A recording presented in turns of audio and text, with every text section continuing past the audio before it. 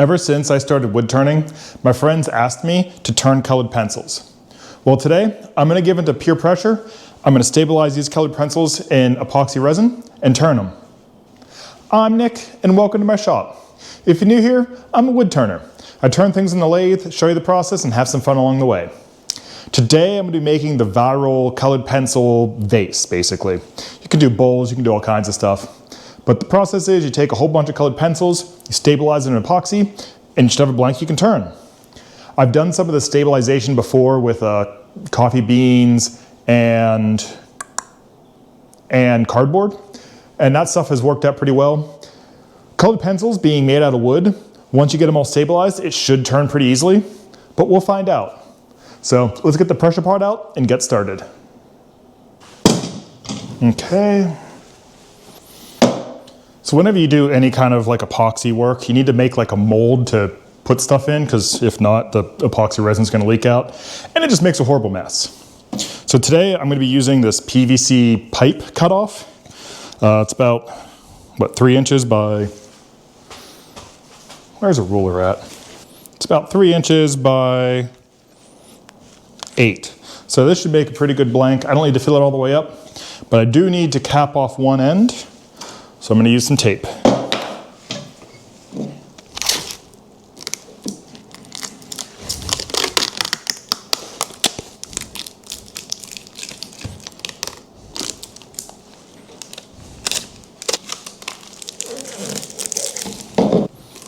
There we go. Got multiple layers. So if it does leak, it should be fine. And professional tip, make sure everything fits before you do the pour.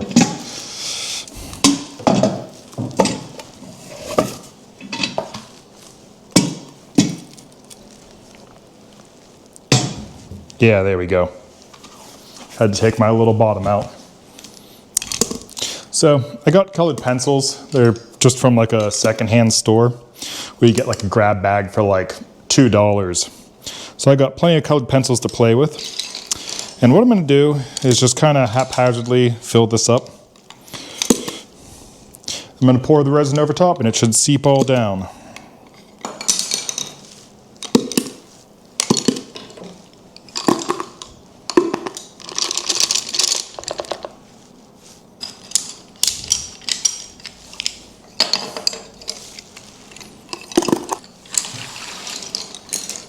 Oop.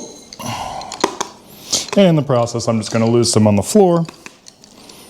I just have to remember that for later so I don't step on them. And there we go. It is a pipe full of colored pencils.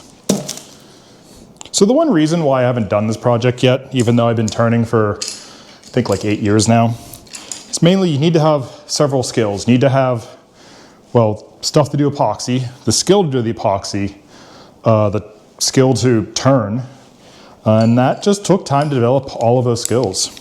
It wasn't until the last year that I really got into epoxy to be able to be confident enough that, yeah, I can pour this no problem. Okay, so today I'm using the Maz Deep Pour, which is a 3-to-1 ratio. So I have to do some math to get, let's do 8 ounces, so that's easy. Or 2 ounces, and then this is gonna be 6 ounces. Yeah, math.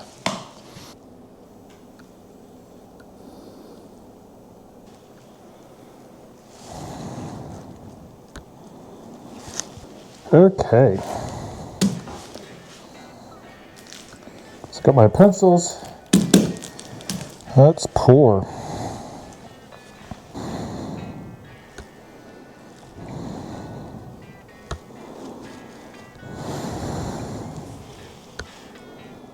Yep, I was afraid of that. So wood floats in epoxy resin. I bet you they're all going to come up. Yep, there comes another one. What I'm going to do, let's clean up, let that settle, and then come up with a solution.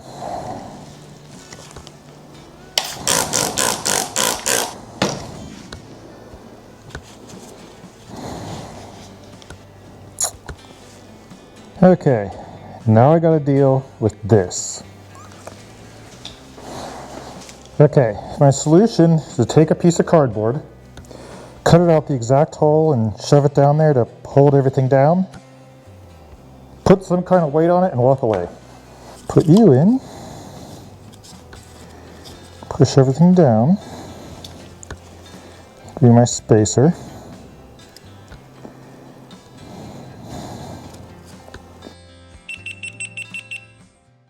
Okay, the battery died in the main camera, but I got the blank all poured into the pressure pot, and it is currently holding steady at 27 psi.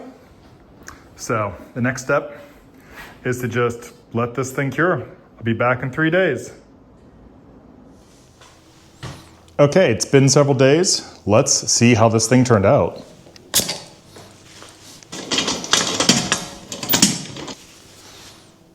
Oh, sugar. So, first thing I noticed is I had a leak. So this is gonna be fun. Yeah, that's stuck in there.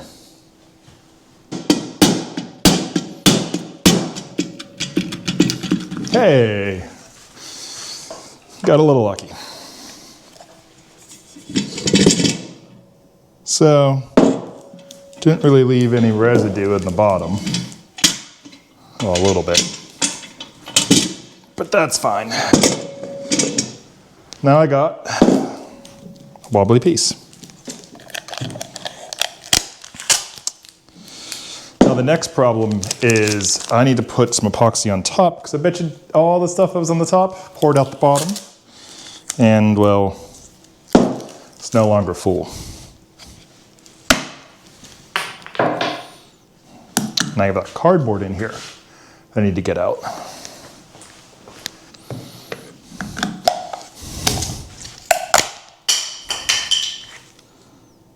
Okay, worked. Colored pencils in there, but it's not all the way up to the top. So,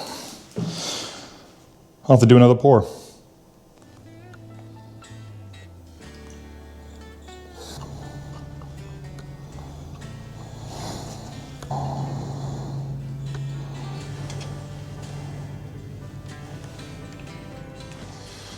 Okay, it's been a few days. Let's see how that second pour went.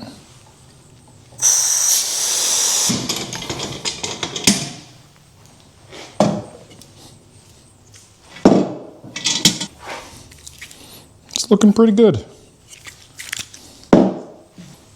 So got it all poured. The inside just kind of has a flat layer of epoxy. And this bottom leak, I don't know what I'm gonna do about. See what I can do. My goal was to be able to just pop this out. But with this down here, I don't know anymore.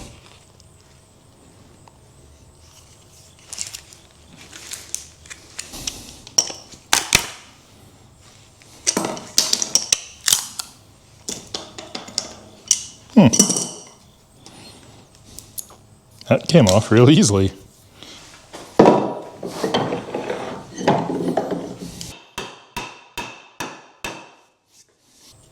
Yeah, I think that's stuck inside the mold, so I'm just going to turn the mold away on the lathe. My tools are sharp enough and they won't know the difference.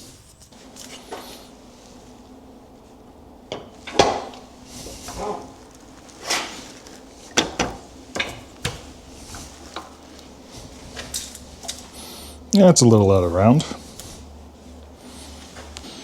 How did I get that far off? That's better.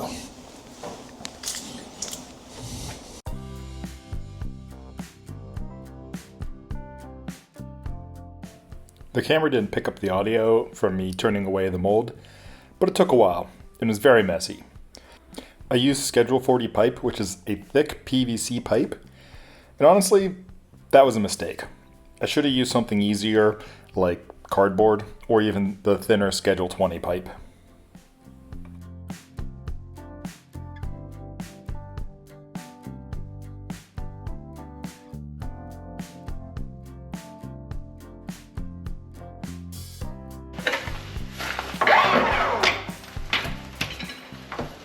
With the mold finally removed, I can start turning the vase.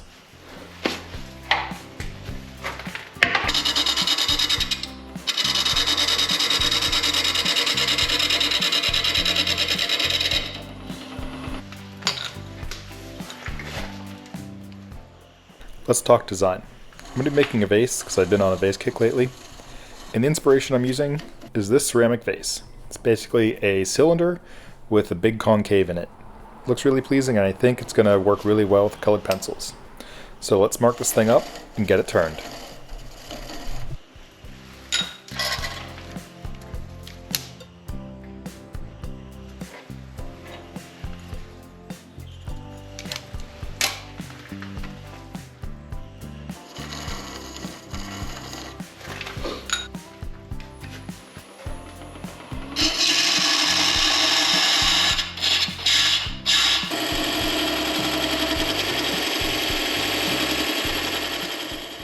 The easiest way to turn this shape is get the center, the smallest point measured out and cut using a parting tool, and then you just cut in the coves.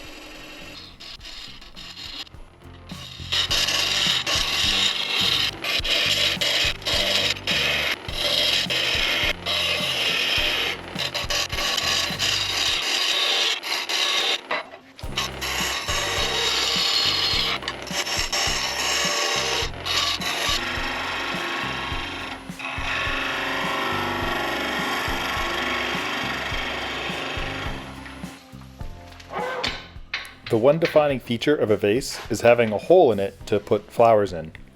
For that, I'm just going to use a Forstner bit and drill it on the lathe.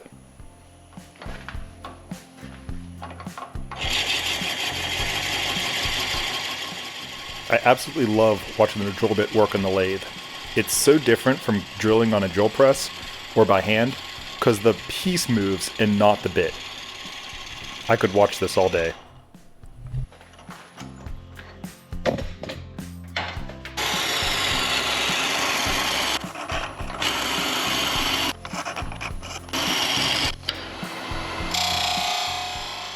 All that's left is to use my carbide scrapers here to shape the lip.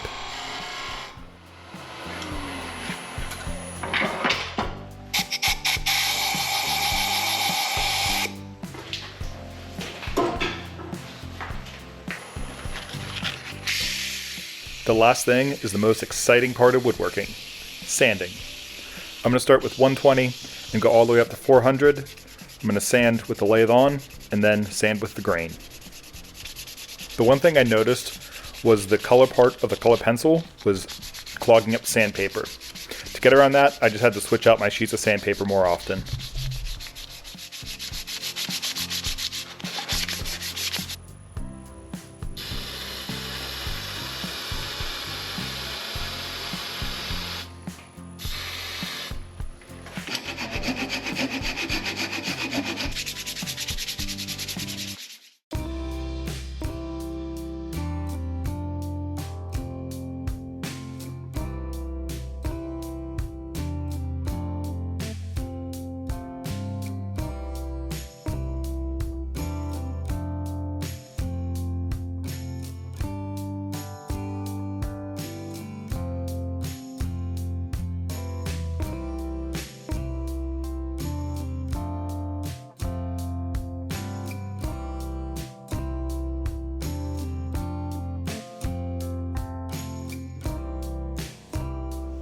This vase was a whole lot of fun to make. I really enjoyed it.